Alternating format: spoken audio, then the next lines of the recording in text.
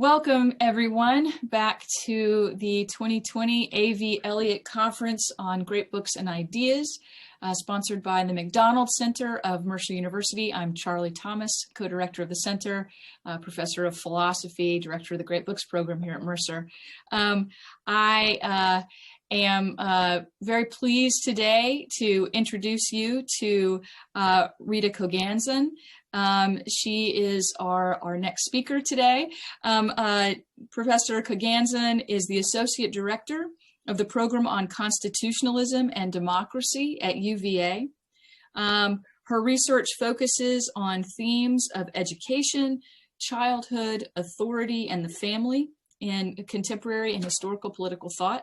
Her work has appeared in the American Political Science Review, the Review of Politics, and the History of Education Quarterly. And she has a book coming out quite soon from Oxford University Press, tentatively titled Liberal States, Authoritarian Families, Childhood and Education in Liberal Thought. So welcome, Professor Koganzon, and thanks again for being a part of our conference. Yeah, thank you for having me. So my paper is entitled, Why Not Universal Homeschooling? John Locke and the Liberal Objection to Institutional Education. Before the coronavirus pandemic closed the vast majority of American schools last spring, the idea of mass homeschooling in the United States was all but unimaginable. The percentage of American children being homeschooled had never gone above about 4%, and the relatively few families who did it were held in suspicion by both the professional educational establishment and, to some degree, the public. Professional educators fear that homeschooling is just cover for extreme religious or ideological indoctrination, if not outright physical abuse. And the public, while in principle open to the practice as a matter of parental right, still tends to view homeschoolers as likely to become socially maladjusted weirdos. But by April 2020, all these misgivings gave way to the urgency of public health, and within a matter of weeks, almost every family in the country was homeschooling. To say that Americans were happy about this development would be an overstatement. People still had to work, or they suddenly found themselves out of work, and they had to do something about that. And everyone had to adjust to a radically changed daily life under lockdown. Teaching their children was not easily integrated with these demands. So although the pandemic is an exceptional case, it illustrates to some degree why the US was never very hospitable to mass homeschooling. Even at the founding, Americans promoted not just schooling, but comprehensive systems of public schools. Thomas Jefferson, Benjamin Rush, Noah Webster, and many others proposed state level or even national networks of publicly funded and government-run schools. Most writers of the founding period assumed that parents would be eager to send their children to such schools, if only they could be brought into existence. And that's because the greatest advantage of public schools for Americans was their promised cost savings. As one early American education writer, Samuel Harrison Smith, explained, the cost of home education was prohibitive for most parents. Quote, if parents educate their children, the hours withdrawn from business would impoverish them. And that's the key point. Public schooling in America was desirable because it was necessary. Even Benjamin Franklin, the American patron saint of self-education, nonetheless worked throughout his life to establish formal schools. America was even then the all-middle-class nation that Alexis de Tocqueville would find in the 1830s, where the vast majority of people had to work for their living, on the farm, in the home, in the skilled trades. And in many cases, including Franklin's, that work required their children's help. Beyond teaching reading and writing at home in the winters, devoting themselves to giving their children a complete education was simply not possible for most American parents. The economic necessity of schools for an all-middle-class society did not, however, imply an equal philosophical necessity.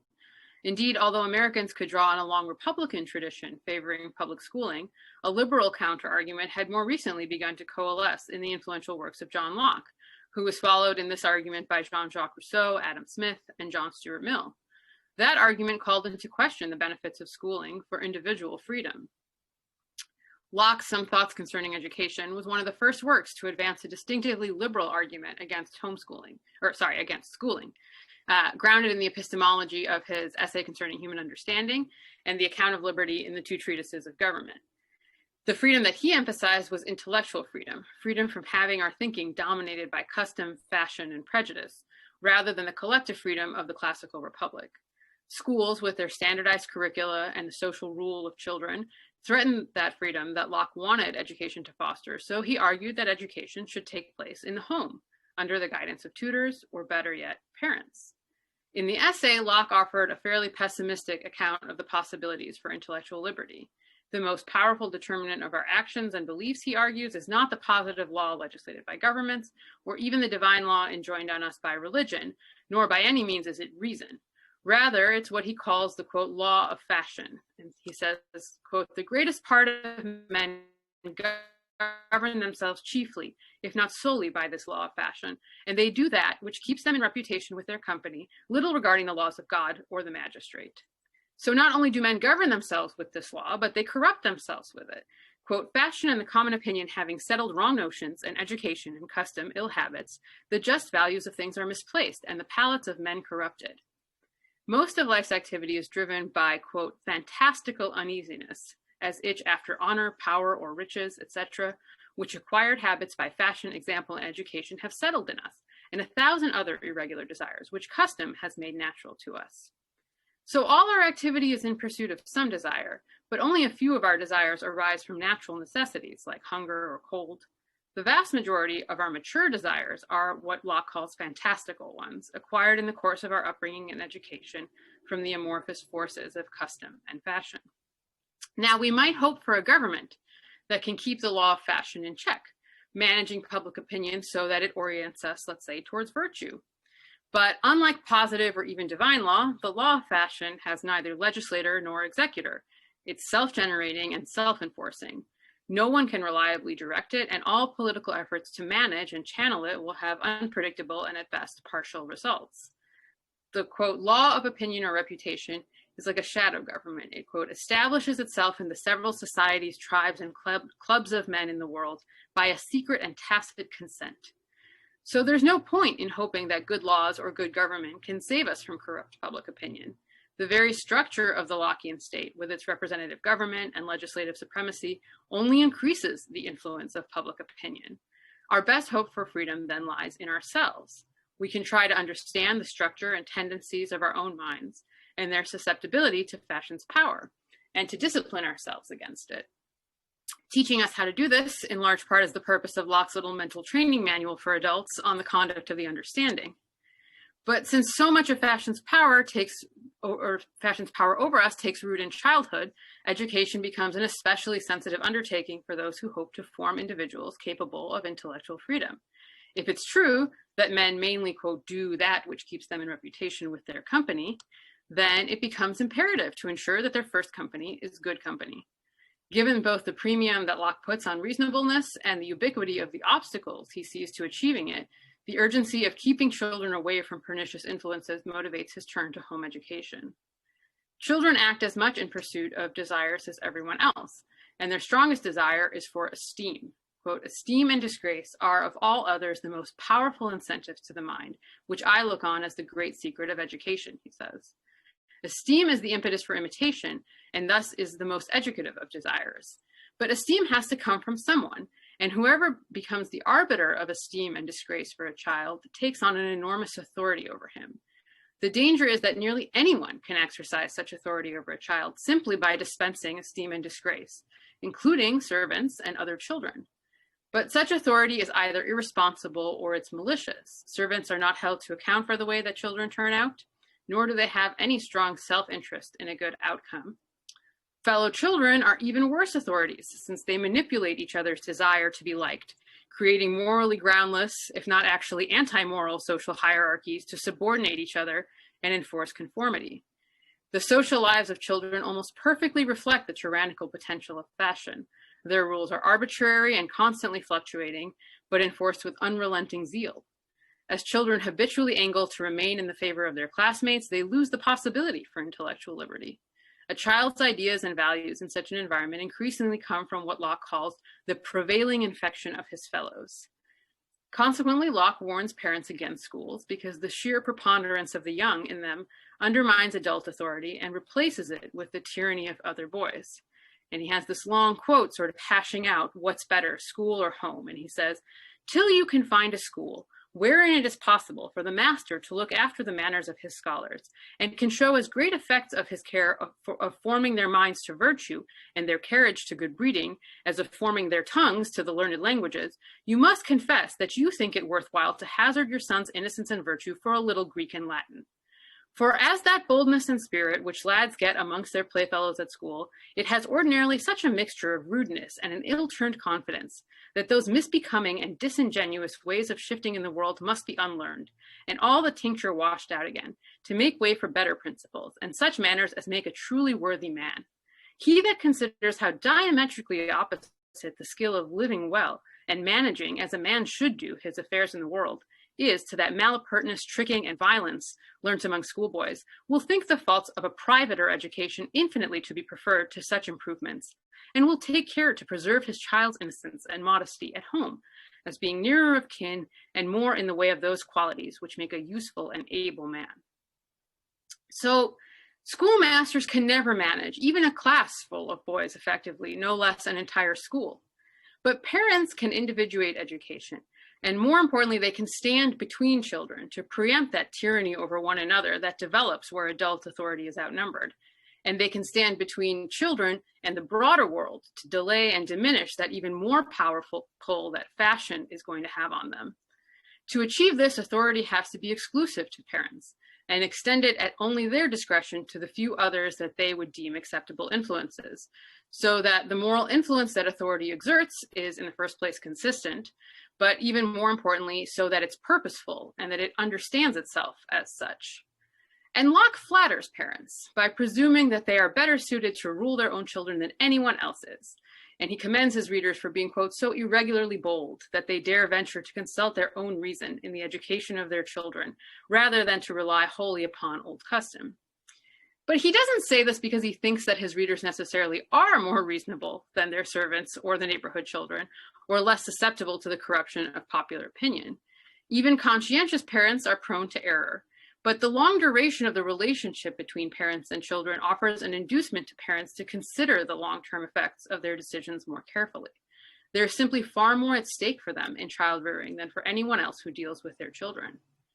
How home education by parents can avert the social tyranny and intellectual conformism of schools is not exactly obvious. Aren't parents, some might object, parents who are given primary or even sole control over their children's environments, influences, and behavior even more tyrannical than the relatively diffuse danger posed by other children at school? What about parents who are too ignorant to teach their children anything? Or worse yet, what about those who want to simply indoctrinate their children? But for Locke, it wasn't the family whose influence would be decisive for the child, but potentially the centrifugal reach of the broader society, now more consolidated under a strong central government. It would insinuate itself via children's own moral weaknesses and desperate need for approval. Even the isolated rural families that he imagined were part of larger civil societies whose tendrils of influence reached into the home through the parents' own youthful memories, through books and visitors, and especially through the eventual necessity of children's growing up and leaving. Against the power of fashion and opinion, the family was actually a relatively weak buffer, and Locke was much more concerned about the enormous influence of social pressure and our own raw and untrained desires exert against free thought than about the eccentricities of particular families. But the very weakness of the liberal family could become the source of its strength. By reserving education to parents while enforcing a legal age of majority after which they lose coercive power over their children, the liberal regime would require parents to ground their authority on children's affection if they were to have any at all. Quote, make children in love with the company of their parents, Locke instructs. But doing so requires parents to make themselves lovable as well, a not unsalutary project for some of us. The legal restrictions that Locke imposed on parental power in the second treatise, coupled with the family's location away from society, could allow the liberal family to become a kind of temporary refuge against public opinion for the young, without at the same time becoming a wall against the broader society for adults. Sealing off the nuclear family from the larger society for the limited period when children are young gives it space to develop an internal culture within the larger culture.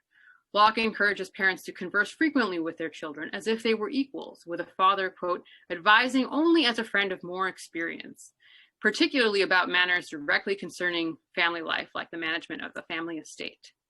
This admits the possibility of objections and compromise. Quote, you must not expect his inclinations should be just as yours.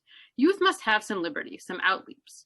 So children themselves become partial authors of this internal family culture that then diverges a little bit from the broader culture of the nation. These divergences form a basis for resistance to that larger culture for children, a source of countervailing pressure and loyalty when he does finally enter the broader society. Their parents did things differently than what they'll encounter among their peers later on, but they seem to be nonetheless good. The family thus becomes a source of kind of cognitive dissonance for the young adult, an alternative to the mainstream that casts doubt on its automatic authority and points to the need for skepticism and individual judgment. Locke was perhaps the first significant modern political philosopher to call into question the value of schooling for the sake of liberty, but others soon followed his lead. Jean-Jacques Rousseau took the same position in Emile, and for largely the same reason. Like Locke, Rousseau feared the pernicious moral and intellectual influence of modern society, and especially its younger members. Unlike Locke, he did not even view the choice between schooling and domestic education as a trade-off. He says, of boys raised in colleges and girls raised in convents, the first lesson that both get are those of vice, and it is not nature that corrupts them, it's example. Since nothing good is going to come of schooling, his recommendation or his recommended education was to take place at home, ideally with parents as their children's teachers. Indeed, even if parents are on the whole worse teachers than professional pedagogues, Rousseau insisted that their education is still to be preferred. As the true nurse is the mother, the true preceptor is the father, he will be better raised by a judicious and limited father than the cleverest master in the world, for zeal will make up for talent better than talent for zeal. Domestic education for Rousseau is good not only for the pupils, who are shielded from society, but also for parents, who are brought into closer and more affectionate relations with each other through it. Like Locke, Rousseau argued for home education as a means of constituting the family and insulating it from outside influence. Adam Smith, influenced by both Locke and Rousseau at that point, offered a more attenuated criticism of schools. His concern was less with the immoral influence of other children than with the dangers of taking education too much out of the control of the family. In the theory of moral sentiments, he warned the gentry against sending children to boarding schools because they diminished familial affection and the mutual improvement that such affection encourages. Quote, the education of boys at distant grade schools, of young men at distant colleges, of young ladies in distant nunneries and boarding schools, seems in the higher ranks of life to have hurt most essentially the domestic morals and consequently the domestic happiness, both of France and England. Do you wish to educate your child to be dutiful to their parents, to be kind and affectionate to their brothers or sisters? Educate them in your own house. In The Wealth of Nations, he also cast doubt on public education specifically. He says, those parts of education for the teaching of which there are no public institutions are generally the best taught. The three most essential parts of literary education, to read, write, and account, it still continues to be more common to acquire in private than in public schools. The problem there with public schools is the matter of incentives. When teachers are guaranteed a state salary, they do their jobs poorly since their performance no longer determines their pay, as it would if they were being paid by student tuition. Smith, following Locke, also did argue for a system of charity schools that would provide basic education for the poor, but these were a last resort and not a first choice. Education for those who could afford options, which should be left to the discretion of parents. Later liberals accepted the necessity of schools for increasingly democratic societies, that is by the 19th century, but some still worried about their tyrannical tendencies. John Stuart Mill, for example, himself a product of an exceptional and terrifying home education, supported government-funded but not government-run schooling, arguing in On Liberty that a general state education is a mere contrivance for molding people to be exactly like one another. And as the mold in which it casts them is that which pleases the predominant power in the government, whether this be a monarch, a priesthood, an aristocracy, or the majority of the existing generation, in proportion as it is efficient and successful, it establishes a despotism over the mind, leading by natural tendency to one over the body. Mill's fear was that of what Tocqueville called the tyranny of the majority, a danger exacerbated by public schools, which by simply reflecting prevailing opinions impose them on the susceptible minds of the young. Taken together, the liberal logic of Locke's arguments and those of his intellectual descendants is pretty clear. Schools threaten liberty. Children in school are governed not by upstanding and exemplary teachers, but by neglectful idlers and by other children who are as ignorant as them, but in numbers much more vicious. Children are like tyrants to one another, demanding extravagant conformity to any end they select, and rarely are those ends truth or virtue. Keeping children away from the group and instead under the benevolent authority of parents at home permits them to develop their characters away from such corrosive temptations. It gives them space to practice thinking for themselves and a hope of being able to do so as adults. There have always remained some dissenters from institutional education in the United States, and we have some of the most permissive homeschooling laws in the Western world. Nonetheless, Locke's anti-schooling arguments have been largely forgotten as universal public schooling took root in the US and in Europe, even as Locke's political theory became fairly central to American political thought. We've sought other ways around the problems of institutional education that Locke and his followers emphasized, but mass homeschooling had never been one of them until this past spring when it was imposed on us, and for quite different reasons. It's of course unlikely that we can sustain homeschooling on that scale for very long, nor is it clearly desirable for us to try to. But even during this brief natural experiment in Lockean education, undertaken in less than ideal conditions, we've seen some evidence of what Locke saw. Essays from families and children reporting that while children do miss their friends, they're relieved not to have to face their classmates every day, and families that are glad for time to spend with their children. So perhaps some of them will even choose to extend their experiment when schools reopen. And that's my paper. Thank you so much. Yep. We have a lot to talk about, and those of you joining us to watch this video, please join us again wherever you found this video. You will also find information on how to join us for a live conversation with Professor Koganzon and some other contributors to the 2020 A.V. Elliott Conference on John Locke and liberalism. So thank you very much, Professor Koganzon. Sure. And look on this website for a link to the Zoom for the live conversation that we'll be having soon. Please share this video with anyone who you think might be interested, with your students, with your colleagues, with your friends.